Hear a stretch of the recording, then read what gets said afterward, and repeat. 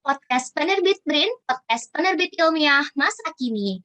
Halo kawan BRIN, selamat datang di episode ke-17 podcast Penerbit BRIN.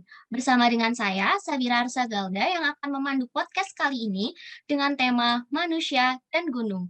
Tema kali ini diambil dari judul buku yang telah diakuisisi oleh Penerbit BRIN pada program akuisisi pengetahuan lokal periode kedua pada tahun 2021. Nah, bagi kawan BRIN yang mungkin belum tahu, program akuisisi pengetahuan lokal merupakan salah satu program unggulan dari BRIN dan juga tentunya penerbit BRIN yang sudah diselenggarakan sejak tahun 2020. Program ini bertujuan untuk mengenalkan serta meningkatkan pengetahuan publik terhadap kearifan lokal Nusantara. Adapun jenis karya yang akan diterbitkan dalam program ini dapat berupa karya audiovisual maupun buku. Nah, tanpa berlama-lama lagi nih kawan Brin, saat ini saya tidak sendirian karena saya sudah ditemani langsung oleh narasumber kita, yaitu Kang Pepep Didin Wahyudi selaku penulis buku Manusia dan Gunung. Halo Kang, selamat sore. Halo, selamat sore. Apa kabar, Kak Sabira? Baik, gimana nih Kang Pepep kabarnya? Aku manggil Kang aja mungkin ya Kang, boleh? Boleh, Boleh, Kang, oke. Mang Pepep, itu dua panggilan yang biasa disematkan. Oke, kumaha iya damang Kang? Alhamdulillah saya Pangesto. Kumaha sawalerna? Sama-sama orang Sunda nih Kang. Kang Oh Pepep Bandung iya, ya? ya Bandung, Aku tepatnya Bogor. Majalaya.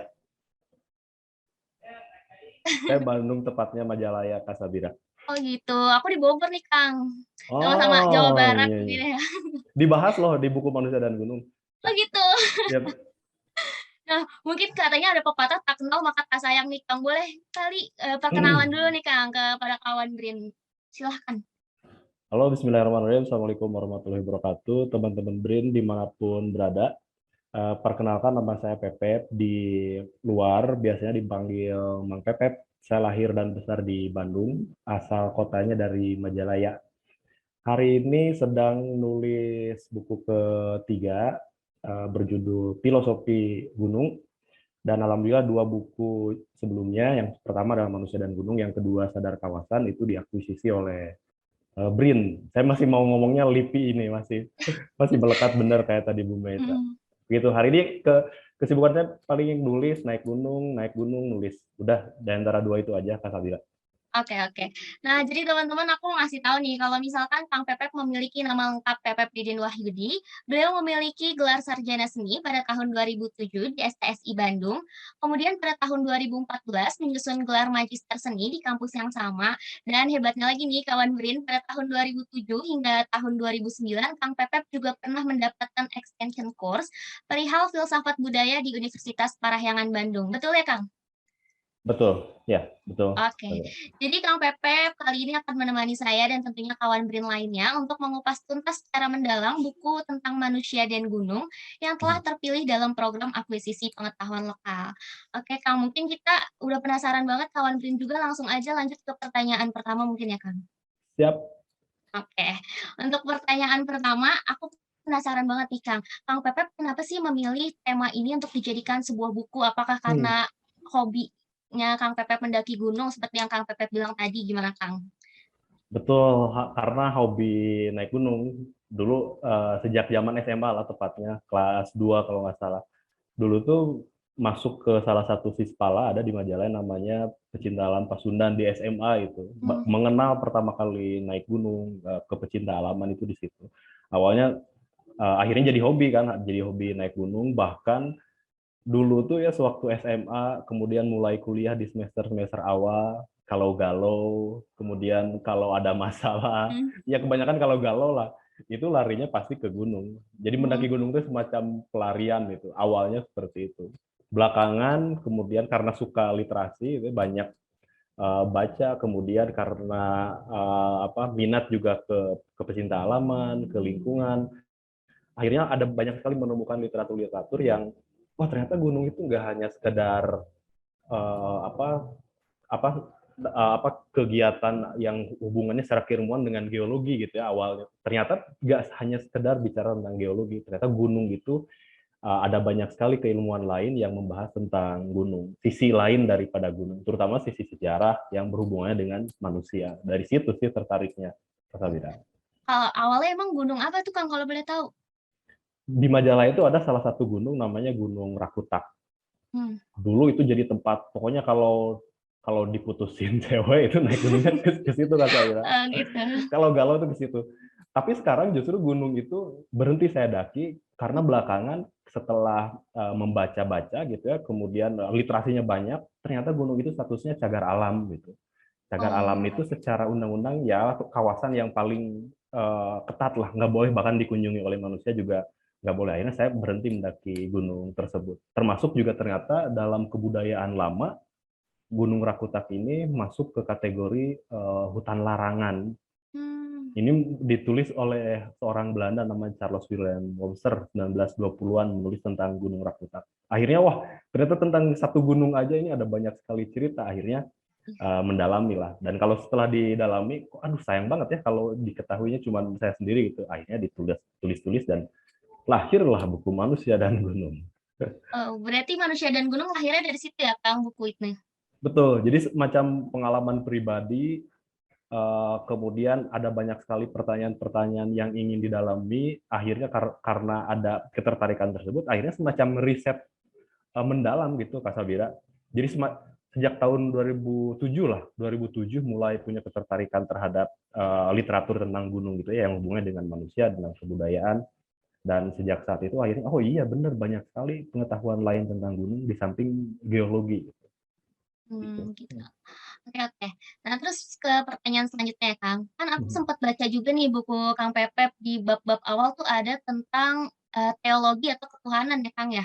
Ah, Nah, itu aku penasaran banget kenapa sih Kang Pepep menyatukan antara si ketuhanan ini dengan gunung gitu, hmm. boleh diceritain nggak, Kang? Nah, gara-gara sejarah awalnya. Dulu Mmm. tuh nulis buku Manusia dan Gunung ini awalnya judulnya tuh Gunung Sejarah Lanskap Budaya. Karena ada juga punya ketertarikan terhadap sejarah, kan pertanyaan kalau sebagai manusia ya, pertanyaan paling akhir ke masa lalu berkaitan dengan sejarah berakhirnya kan ke Nabi Adam ya. Sebagai manusia pertama, pertanyaannya ada nggak sih hubungan antara Nabi Adam dengan gunung? Ternyata banyak sekali literatur yang menyebutkan itu. Dari banyak literatur tersebut, banyak kan cerita-cerita bahwa ternyata Adam itu pertama kali diturunkan ke bumi itu di salah satu gunung. Orang Sunda percaya itu di gunung yang ada di Baduy, namanya Gunung Kendeng. Orang Nepal percaya itu ada di gunung di Nepal dan lain sebagainya. Dari situ klik ke teologi, Kasabira. Kenapa ke teologi? Karena kan bagaimanapun Adam ini adalah sosok yang nggak bisa dipisahkan gitu dengan nilai-nilai religiositas. Nah dari situ baru klik ke agama.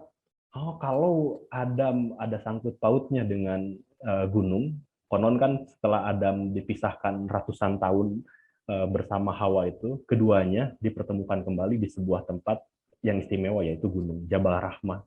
Jadi gunung ini tempat rindu beratus tahun itu dipertemukan kembali.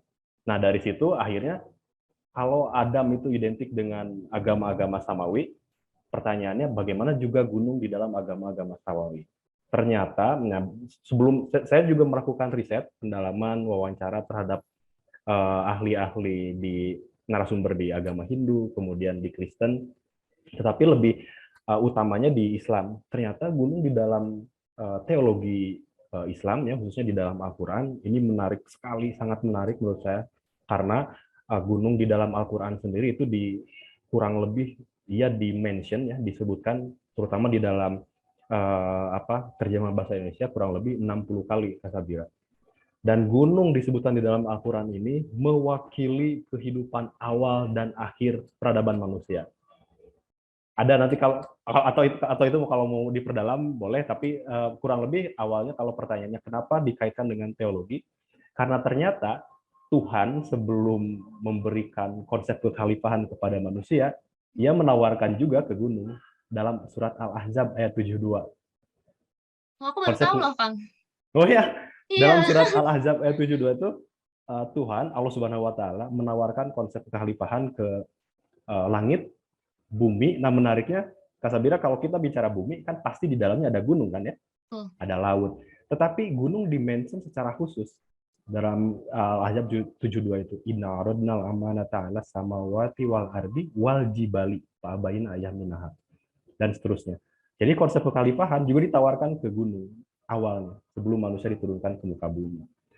Setelah manusia ada di atas muka bumi, kita bertemu juga dengan ayat yang banyak sekali tentang kehidupan manusia yang berhubungan dengan gunung.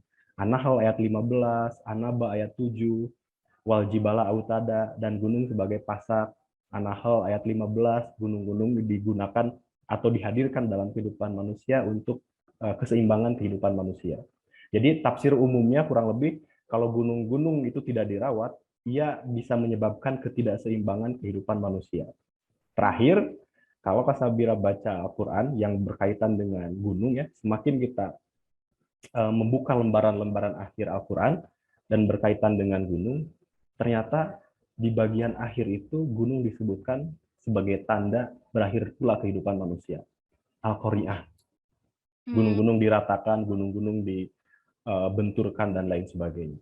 Jadi diawali kehidupan manusia di muka bumi ini oleh gunung, dan diakhiri juga oleh gunung lagi. Kan wah, ternyata sampai segitunya, itu yang Iya, bikin keren, menarik di merinding teologi. loh aku nih. Saya juga pasti kalau udah ngomongin itu, Oh, ingat. tapi kalau misalkan aku nggak salah tangkap gini ya, Kang, berarti kan gunung ditawarkan menjadi khalifah. Berarti apakah secara tidak langsung gunung tuh sebagai makhluk hidup juga? Nah, di dalam teologi gunung itu memiliki atribusi itu. Jadi gunung di dalam buku Manusia dan Gunung, Kata Bira dibagi menjadi 3. Pertama, gunung sebagai tempat. Kedua, gunung sebagai perumpamaan, ya, termasuk perumpamaan waktu, penanda waktu makro sebelum kehidupan manusia, saat kehidupan manusia, dan akhir kehidupan manusia. Dan yang terakhir adalah gunung sebagai makhluk. Itu disebutkan di dalam salah satu ayat di dalam buku Manusia dan Gunung, itu ada disebutkan. Karena kan semua makhluk yang Tuhan ciptakan ini, termasuk gunung salah satunya, ia sebetulnya bertasbih terhadap Tuhan dan lain sebagainya. Banyak ayat-ayat yang menjelaskan itu. Yang pada dasarnya menjelaskan bahwa gunung ini adalah makhluk. Apalagi kalau kita secara khusus membahas, ada salah satu surah di dalam Al-Quran yang bernama surat Kaf. Banyak sekali ahli tafsir yang menyebutkan bahwa apa sih yang dimaksud dengan Kaf di sini. Beberapa tafsir menyebutkan bahwa itu adalah nama gunung, ibu daripada gunung yang ada di bumi. Lagi-lagi ya berkaitan dengan sisi gunung sebagai makhluk akhirnya. Gitu, oke. Oke, Kang, mungkin kita lanjut ke pertanyaan selanjutnya ya, Kang. Di buku ini kan juga disebutkan bahwa gunung itu tempat untuk mencari pencerahan atau petunjuk ya, Kang. Nah, kayak sekarang kan orang-orang juga sering ke gunung untuk bertapa, mungkin kalau anak zaman sekarang bilangnya healing gitu ya, Kang. Nah, kalau dari experience Kang Pepep sendiri tuh pernah nggak sih ke gunung untuk mencari pencerahan, petunjuk, apa gimana gitu, Kang? Boleh diceritain nggak? Iya, persis. Kak Sabira tadi juga udah bilang kalau zaman sekarang orang ke gunung itu untuk demi feeds Instagram, ya, sosial media. Tapi di zaman dulu, termasuk saya tadi saya sebutkan bahwa ada salah satu tokoh di Bogor, dari Bogor, yang namanya Bujangga Manik, tahun 1400-an. Ia mendaki gunung yang ada di Pulau Jawa untuk apa? Untuk mencari pencerahan. Pertanyaannya tadi ke Sabira, apakah saya juga pernah melakukan apa? Untuk apa tadi? Saya lupa lagi. Pernah nggak dari pengalaman Kang Pepep sendiri ke gunung untuk mencari pencerahan atau Pencerahan, nemuin petunjuk gitu, gimana? inspirasi kan gitu ya. Iya, inspirasi lah. Nah, setiap kan kalau galau nih, dulu kalau galau pasti ke gunung untuk mencari apa? Untuk mencari ketenangan, katarsis gitu. Termasuk saya kalau ini menyelesaikan buku Manusia dan Gunung juga saya akhiri dengan mendaki gunung dulu. Setiap mau skripsi, mau beresin skripsi, naik gunung. Kemudian beres skripsi, naik gunung. Mau tesis, naik gunung. Mau beresin buku juga, saya udah biasa itu, tradisinya begitu. Pasti selalu mendaki gunung. Ini sesuai dengan sunnah Rasul sebetulnya, Kak Sabira. Oh gitu. Rasulullah SAW di zaman itu sama galaunya mungkin dengan kita, tapi beda kadar galaunya. Kalau kita kan, saya nih mendaki gunung karena galau akibat diputuskan sama si dia, ya. Kalau Rasul, ia galau atas kehidupan manusia di zaman itu. Kan zaman itu zaman jahiliyah. Banyak sekali disebutkan di Sirah Nabawiyah, di buku-buku yang bercerita tentang proses kerasulan Rasulullah SAW. Ia diceritakan bahwa ketika galau dengan kehidupan di tempatnya, termasuk juga banyak pertanyaan-pertanyaan ilahiyah, ya. Apa yang dilakukan oleh Rasul? Ia mendaki gunung. Gunung apa? Gunung yang disebut dengan Jabal Hira. Jadi ia mendaki Gunung Jabal Hira untuk mencari pencerahan itu, untuk mencari jawaban atas pertanyaan yang sangat personal itu. Sampai akhirnya beliau mendapatkan pencerahan pertama yang menjadi wahyu pertama yang berbunyi Iqra di atas gunung itu di Jabal Hira. Dan menariknya gunung ini kemudian berubah nama Kak Sabira gara-gara peristiwa itu. Kita tahunya kan Jabal Hira tuh gua kan ya. Padahal Iya. namanya itu Jabal Hira, Gunung Hira. Nah, setelah peristiwa pencerahan Rasul di gunung tersebut, namanya berubah menjadi Jabal Nur. Yang Karena di dapat pencerahan karena gitu. dapat pencerahan itu. Nah, setelah itu beliau turun gunung untuk apa? Untuk mengamalkan. Jadi mendaki gunung itu mencari, menemukan, dan yang paling penting adalah turun gunung untuk mengamalkan apa yang ditemukan di gunung. Waduh, Itu keren pelajaran banget dari ya, Kak. Rasul. Iya, keren banget keren banget. Nah, kalau untuk nulis buku Manusia dan Gunung ini Kang Pepep udah berapa kali naik turun gunung nih? Wah, nggak kehitung atuh. Nggak kehitung deh. Kalau kalau dulu paling minimal sebulan sekali itu ada. Oh, Normalnya itu seminggu sekali. Kalau di Bandung ya kan di Bandung mhm. banyak banget gunungnya, gunung-gunung sekitar Bandung. Apalagi di Bogor sama banyaknya tuh. Iya, soalnya dikelilingin ya, Kang, Ya, kalau di Bogor. iya. Kalau naik gunung emang berapa lama sih, Kang? Penasaran deh, aku soalnya belum pernah. Kalau gunung besar di Bogor seperti Salak itu minimal harus 3 hari. Sejak Mmm, tahun 1920-an itu disebutkannya begitu, minimal 3 hari agar mendapatkan pengalaman yang komplit, kata si Charles William Womser ini. Dia dari Bandung mendaki ke Gunung Salak, Halimun Salak kalau di Bogor kan.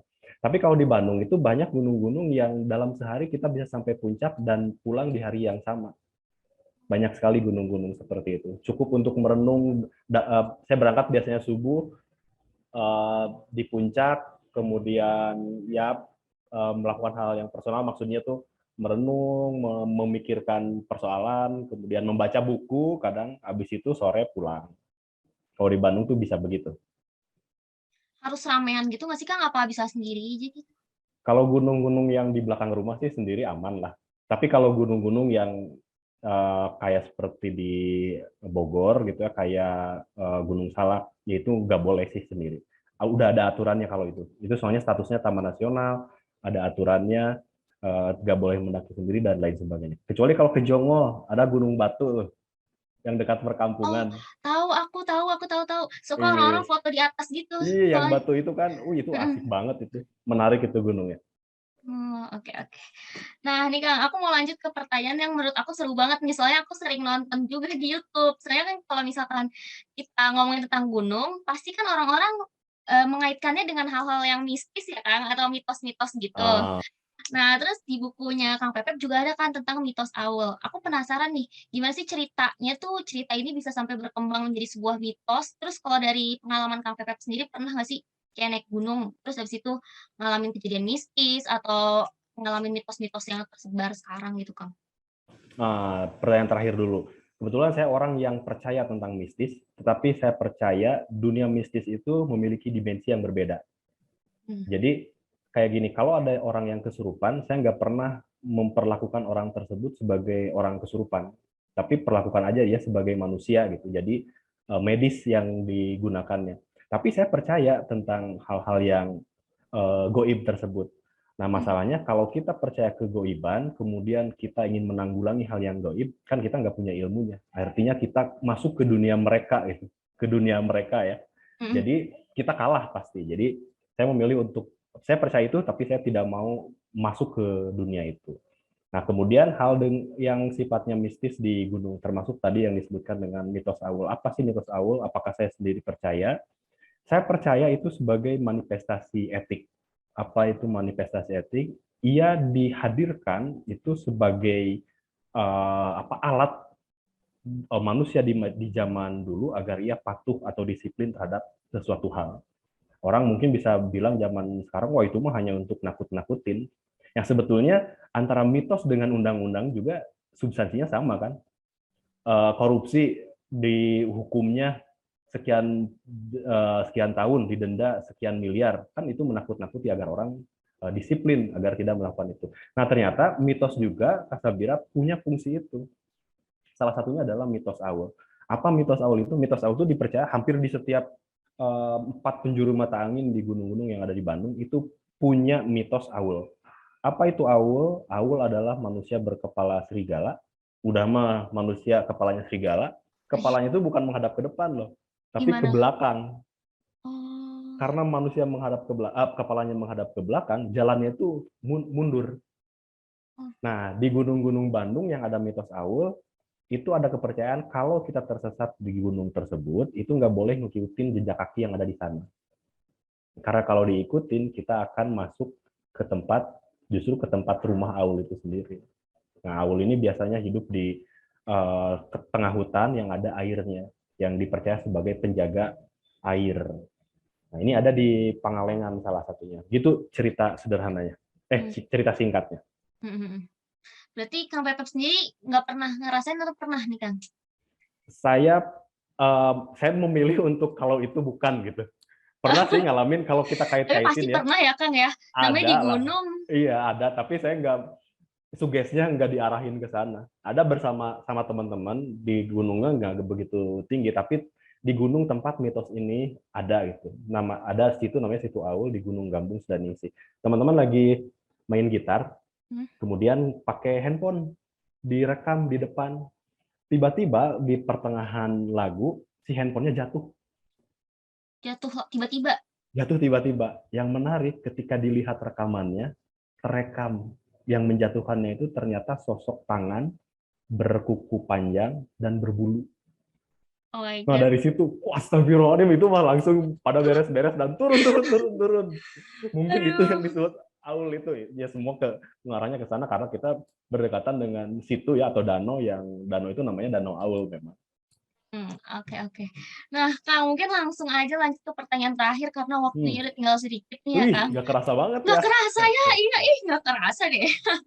Nah, kalau aku mau nanya pertanyaan terakhir nih, setelah Kang Pepep melalui berbagai proses penulisan ini, ada nggak sih sesuatu yang mau Kang Pepep sampaikan ke kawan BRIN untuk turut serta membaca nih mungkin karyanya Kang Pepep yang apa, Manusia dan Gunung ini atau karya yang Hmm. lainnya. Nah, terus pertanyaan keduanya, gimana sih tips and trik Kang Pepep untuk kawan BRIN yang juga ingin mendaftarkan karyanya dalam program akuisisi pengetahuan lokal penerbit BRIN seperti yang udah Kang Pepep lakuin nih sekarang? Oke, yang pertama, di BRIN itu, yang sudah didesiminasi, yang diterbitkan oleh LIPI dulu atau BRIN hari ini, itu buku-buku yang memiliki legitimasi keilmuan yang kuat lah. Di samping itu juga menarik bagi bagi teman-teman yang punya ketertarikan terhadap dunia literasi. Zaman sekarang itu udah nggak zaman beli buku doang di toko buku. Udah banyak nih buku-buku gratis berkualitas yang bisa dinikmati di mana saja. Tuh. Salah satunya adalah di kanal penerbit BRIN ini. Dari mulai buku yang tradisional hubungannya dengan pendaki gunung seperti buku Manusia dan Gunung yang saya serahkan ke LIPI, juga termasuk judul-judul lain yang berkaitan dengan keilmuan. Jadi teman-teman mahasiswa sudah pasti harusnya sih tempat nongkrong utamanya itu adalah di penerbit BRIN. Ini penting banget. Itu yang kedua, tips menulis ya. Kalau menurut saya menulis itu harusnya anti teori, meskipun anti teori itu teori itu sendiri ya. Apa maksudnya? Gak usah banyak bicara lah, itu mah kalau nulis mah udah Aja. praktek aja langsung.